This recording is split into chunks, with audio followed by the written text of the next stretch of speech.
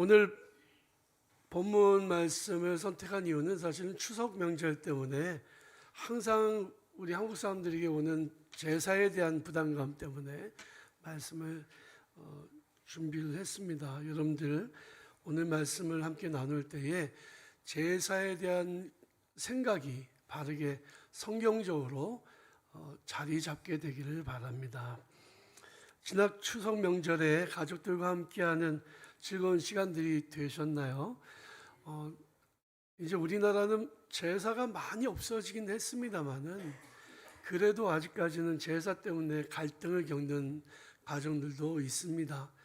제사를 지내야 된다, 차례를 지내야 된다, 말아야 된다, 절을 해야 되냐, 말아야 되냐, 음식을 차려야 되냐, 말아야 되냐. 요즘에 뉴스를 보니까 우리나라에서 이제 제사를 없애는 문화가 이제 점점 가정들마다 많아지고 있다고 합니다. 제사란 무엇일까요? 단순히 조상을 기억하는 정도라면 굳이 그렇게 할 이유가 없죠. 밤 12시에 다 상 차려놓고 모든 사람들이 다 그냥 절을 하고 그럴 이유가 뭐가 있겠습니까? 제사를 지낸다는 게 효도의 의미일까요? 그렇지 않습니다. 우리나라는 과거에 반만 년 동안 제사라는 걸 해보지를 않았어요. 이성계가 조선을 개국하면서 도입했던 게 제사였던 거죠. 그 이전에 고려시대는 불교 문화였기 때문에 제사라는 게 없었습니다. 그런데 이제 고려시대의 그 문화를 지워버리고 통치의 새로운 수단으로 이념으로 받아들인 게 유교였고요. 유교는 이념이나 사상이 아니라 종교입니다.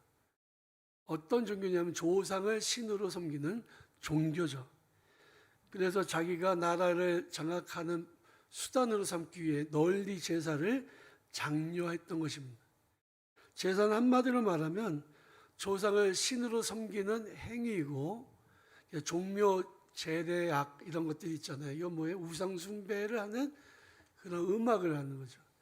종묘에는 종묘 사직이라는 게 있는데 이거는 조상들을 신으로 섬기는, 특히 우리나라의 과거의 왕들을 신으로 섬기는 그런 장소입니다. 그러니까 일본의 신사하고 다르게 전혀 없어요. 일본의 신사도 죽은 사람을 신으로 섬기잖아요. 우리나라도 그런 문화였던 거죠. 제사는 조상을 기억하고 감사하고 효도를 다짐하는 자리가 절대로 아닙니다. 종교 행위예요. 엄밀하게 얘기하면 하나님 눈치는 안 보고 귀신 눈치를 보는 그런 자리라는 거죠. 조상들에게 먹을 것을 대접하고 조상신에게 복을 달라고 하는 것입니다. 근데 이 조상신들이 얼마나 어리석냐면 자기가 가야 될 집이 어딘지도 몰라. 그래가지고 음식을 가지고 표시를 해놔야 돼. 길거리에다가 음식을 놓고 요거 먹고 오세요, 요거 먹고 오세요. 문으로 통과도 못하니까 문도 열어놔야 돼요. 악습이고 우상숭배죠. 우리나라에서 과거부터 있었던 것도 아니고 조선시대 이전에는 없었던 중국으로부터 온 종교행위. 그러니 제사를 조상에 효도하는 것이다라고 가르치는 것이 얼마나 어리석은 것입니까?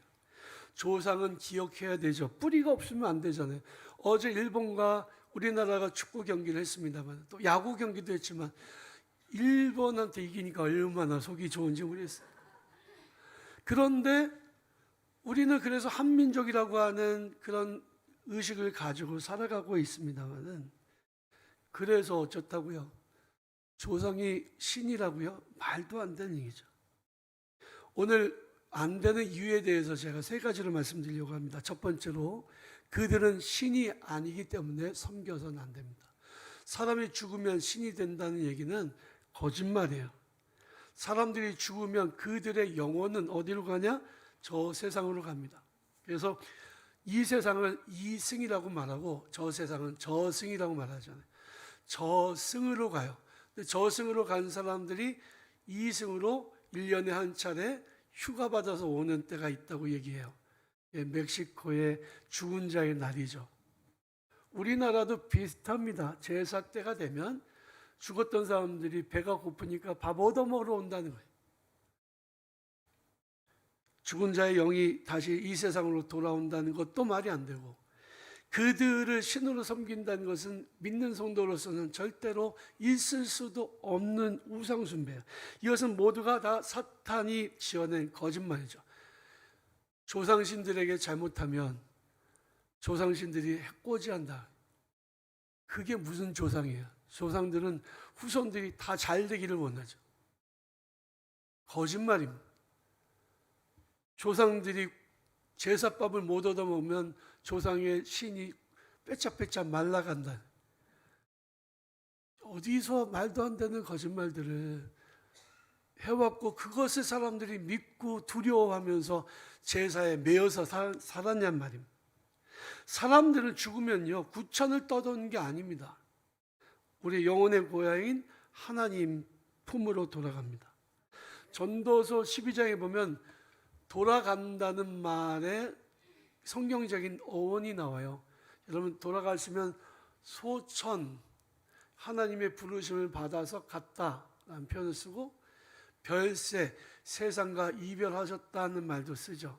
근데 사실은 돌아가셨다는 말이 가장 성경적인 말이에요. 전도서 12장에 보면 은줄이 풀리고 금그릇이 깨지고 항아리가 샘곁에 깨지고 바퀴가 우물 위에서 깨지고, 이건 뭐예요? 죽었다는 얘기거든요. 사람이 죽으면 흙은 여전히 땅으로 돌아가고, 흙은 우리 몸을 의미하잖아요. 땅으로 돌아가고, 그 영은 그것을 주신 하나님께로 돌아간다. 영은 어디로 간다고요? 하나님께로 돌아간다. 여러분, 우리의 영은요, 처음부터 이 땅에 있었던 게 아니에요. 하나님께서 땅에 보내주신 것이죠. 그러니 죽으면 그 영이 어디로 간다고요? 하나님께로 가는 거예요. 그런데 하나님께 간 영혼은 어떻게 되냐면, 그 영은 다시 이 땅에 오지 않습니다. 사탄이 거짓말을 하는 이유가 뭐냐면, 사람들을 두려움으로 조정하기 위해서 그래요. 조상이 밥을 못 얻어 먹는다는데 제사밥을 차려줘야 될 거 아니에요. 그것만큼의 불효가 어디 있냐고. 남들은 다 조상들을 위해서 제사밥을 차려놓는데 우리 조상만 못 얻어먹고 빌어먹고 다니면 되냐고. 안 되잖아요. 그러다가 조상이 화가 나가지고 우리한테 벌 내리면 어떡해. 이런 거짓말을 귀신이, 사탄이 사람들에게 했던 것입니다. 사람은 죽으면 신이 될 수도 없고 죽은 조상도 절대로 신이 될 수 없습니다. 저는 사람들에게 무슨 뭐의 신, 경제의 신, 뭐 이런, 정말 듣기 싫어요. 사람은 신이 될 수가 없어요. 사람은 그냥 사람일 뿐이죠. 오직 하나님 한 분만이 유일하신 하나님이십니다. 우리가 섬겨야 될 유일하신 분이세요. 그러니 조상을 신으로 섬기는 것은 명백한 우상숭배입니다. 두 번째로, 제사상에 와서 앉아있는 이들이 있는데 그들이 우리의 조상이라면 해야 되겠죠. 우리의 조상이 아니란 거죠. 여러분, 제사는 명백한 우상숭배입니다. 종교행위예요. 종교행위에는 반드시 영과의 접촉점이 있습니다. 영적인 존재와 접촉을 하는 거죠.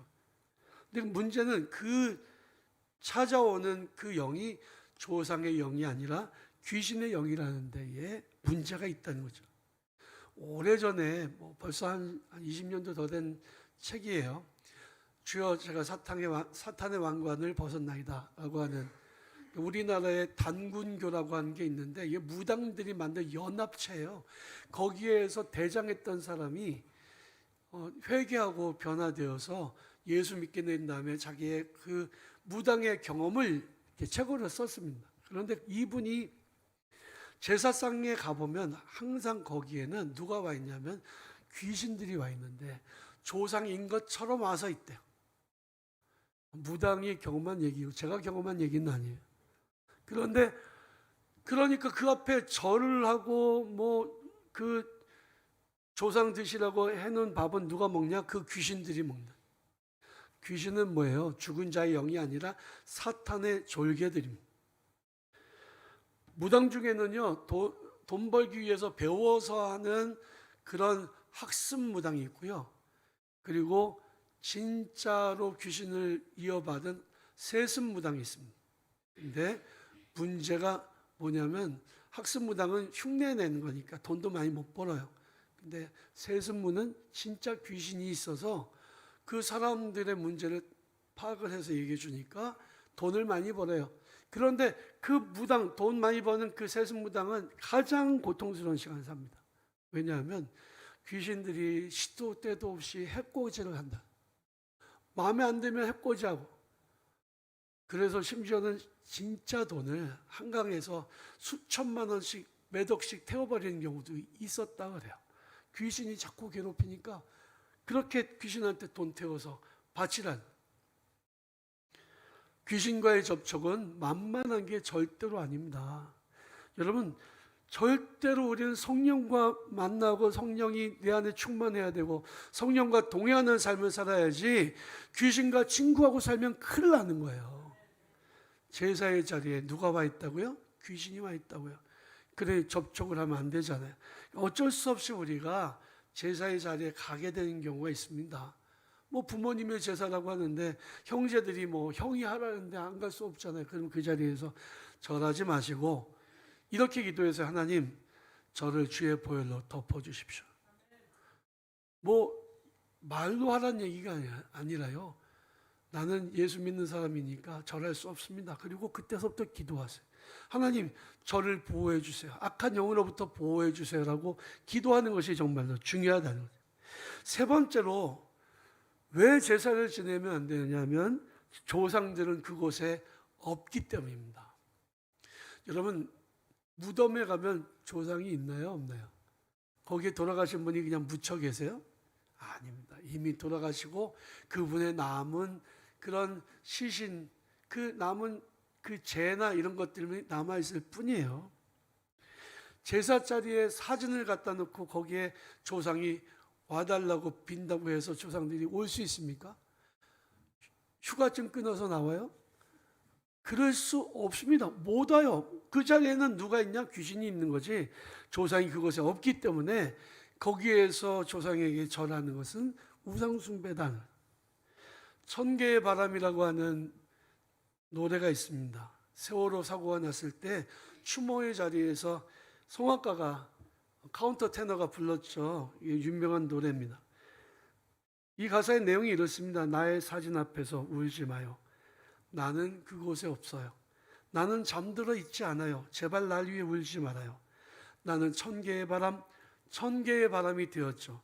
저 넓은 하늘 위를 자유롭게 날고 있죠. 굉장히 시적으로 감동이 되는 시예요. 그런데요, 여러분 한 가지 더 중요한 사실이 있습니다. 여기에는 진리가 들어있고 하나는 거짓이 있다는 거예요. 노래 가사를 쭉 들어보면 나는 이슬이 되어 당신 곁에 머물게요. 나는 바람이 되어 당신 곁에 항상 불어올게요. 이렇게 시가 나와요. 근데 사실은 이 시는 누가 쓴 거냐면 일본의 시인이 쓴 시입니다. 일본은 어떤 나라예요? 범신론의 나라예요. 모든 게 사람이 죽으면 다 신이 돼. 심지어는 다른 동물들도 죽어도 신이 돼요. 고양이가 죽어도 고양이도 신이 돼요. 모든 만물에는 신이 깃들어 있다라고 믿는 사람들이에요. 그러니 죽어서 신이 되어서 떠돌아다닌다라고 이야기하는 거죠. 진리는 뭐냐? 나는 그 자리에 없다가 진리예요. 죽은 사람은 무덤에도 없어요. 제사상에도 없어요. 죽은 사람들은 어디에 있느냐? 천국에 가 있든 지옥에 가 있든 둘 중에 하나요. 중간지대는 없다. 그 자리에 없다는 게 진리고요. 거짓은 뭡니까? 내가 당신 곁에 떠돌아다닌다는 게 거짓이죠. 성경은 어떻게 말씀하고 있으며 죽은 자들이 있는 장소가 있다고 말씀하고 있어요. 욥기 7장에 보니까 이런 말씀이 나옵니다. 구름이 사라져 없어진 같이 스월로 내려가는 자는 다시 올라오지 못할 것이다. 다시 올라오는 일이 있다 그랬어요? 없다 그랬어요? 없다 그랬어요. 다시 올 수 없어요. 그는 다시 자기 집으로 돌아가지 못하겠고 자기 처소도 다시 그를 알지 못하리이다 했습니다. 성경에 보면 사울이 엔돌의 무당에게 가서 죽은 사무엘을 불러 올리는 장면이 나오잖아요. 근데 거기에 나오는 올라온 무당이 불러서 올라온 그 사무엘이 진짜 사무엘일까요? 아닙니다. 귀신이 사무엘인 척한 거예요. 잠언 9장에 보면 오직 그 어리석은 자는 죽은 자들이 거기 있는 것과 그의 객들이 수월 깊은 곳에 있는 것을 알지 못하느니라 했습니다. 죽은 자들이 있는 곳은 어디예요? 깊은 곳. 수월이라고 하는 것은 지옥의 개념이 아니고요. 죽은 자들이 가서 하나님 마지막 세상을 심판하실 때까지 머물러 있는 곳을 의미합니다. 성경에서는 성도들이 죽으면 죽었다고 하지 않습니다. 잔다 라고 말하고 있죠. 안식하고 있다는 거예요. 여러분, 우리의 그 선조들이, 믿음의 선조들이 돌아가셨습니다. 그러면 히브리서에서는 구름과 같이 허다한 증인들이라고 그분들이 있다고 설명하고 있는데, 그분들이 다시 땅에 내려와서 막 활동하고 이러시냐? 영으로 와서 활동하시냐? 아닙니다. 그분들은 하나님 품에서 안식하고 있는 거예요. 언제까지? 주님이 다시 오실 때까지. 주님이 세상을 심판하실 때까지. 그래서 우리가 데살로니가전서 4장에 보면 이런 말씀이 있습니다. 형제들아, 자는 자들에 대하여는 너희가 알지 못하면 우리가 원하지 아니하노니 이는 소망 없는 다른 이와 같이 슬퍼하지 않게 하려 함이라.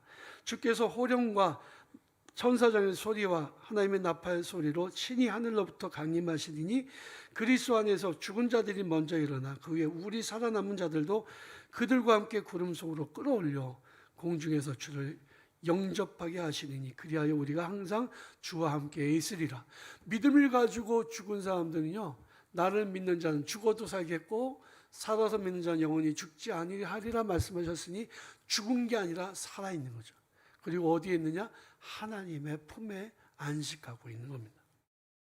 오늘 본 말씀에 보면 부자와 나사로의 이야기가 나오죠.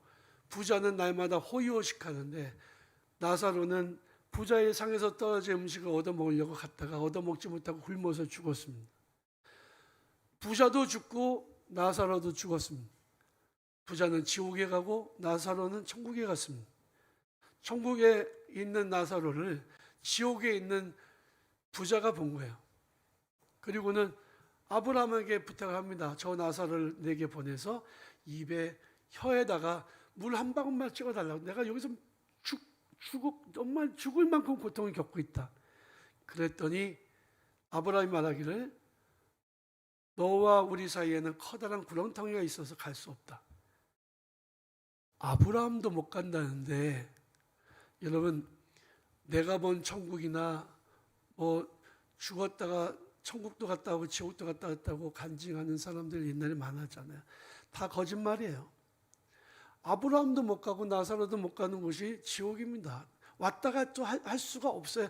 아예 커다란 구렁텅이가 있어서 갈 수 없다는 거예요. 그리고 죽은 자들도 다시 살아올 수 없다라고 분명히 말씀합니다.